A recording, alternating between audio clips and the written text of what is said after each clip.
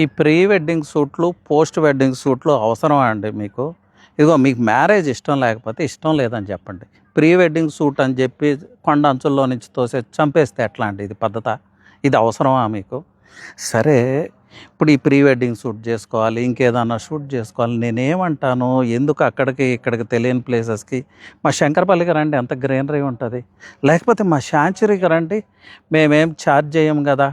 మీరు pre wedding shoot చేసుకుంటారా, post wedding shoot చేసుకుంటారా, ఇంకేం షూట్ చేసుకుంటారు, ఏ షూట్ కావాలంటే ఆ షూట్ ఇక్కడ చేసుకోండి మా శాంచురీలో. అలాగే ఒక పీస్ ఆఫ్ ప్లాట్ కూడా కొనుక్కోవచ్చండి. అర్థం చేసుకోండి, నేను ఫన్నీగానే చెప్తున్నాను, కానీ ఎన్ని ఇలాంటి సంఘటనలు జరుగుతున్నాయో ఇండియాలో మీరు చూస్తూనే ఉన్నారు కదా. వాళ్ళకేం మ్యారేజ్ ఇష్టం ఉండదు, ఎవరో బాయ్ ఫ్రెండ్ ఉంటారు, ఇంట్లో వాళ్ళు ఏం బలవంతంగా పెళ్లి చేస్తారు. పెళ్ళి అయ్యేదాకా కూడా ఉండట్లేదు, వీళ్ళు ప్రీ వెడ్డింగ్ షూట్ పేరుతో తోసేస్తున్నారు. అవసరమా? ఇది అవసరమా చెప్పండి. సో పరిస్థితులు ఇలా ఉంటే రేపు వెల్త్ క్రియేట్ చేయకపోతే ఇక మీ బతుకులు ఎలా ఉంటాయో ఒకసారి ఆలోచించండి. మన పరిస్థితి ఏంటో ఒకసారి ఆలోచించండి. ఇప్పుడు వెల్త్ క్రియేట్ చేయాలంటే ఏం చేయాలి? మళ్ళీ మా శాంచురీకే రావాలి కదా.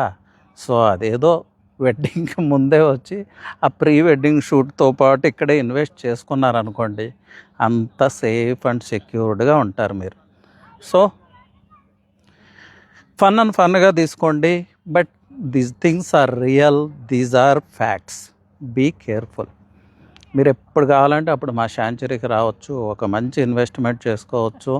ఈ వెంచర్ గురించి డీటెయిల్స్ నేనేం చెప్పను ఇప్పుడైతే, బట్ ఒకటే చెప్తాను, the fastest selling layout in entire west zone. ఇలాంటి వెల్త్ మీకు కావాలన్నా దొరకదు, అదైతే నేను ఎష్యూర్ చేయగలను. 2 months తర్వాత వస్తే ప్లాట్ కావాలన్నా కూడా ఉండదు, ఇది కూడా నేను ఎష్యూర్ చేస్తాను.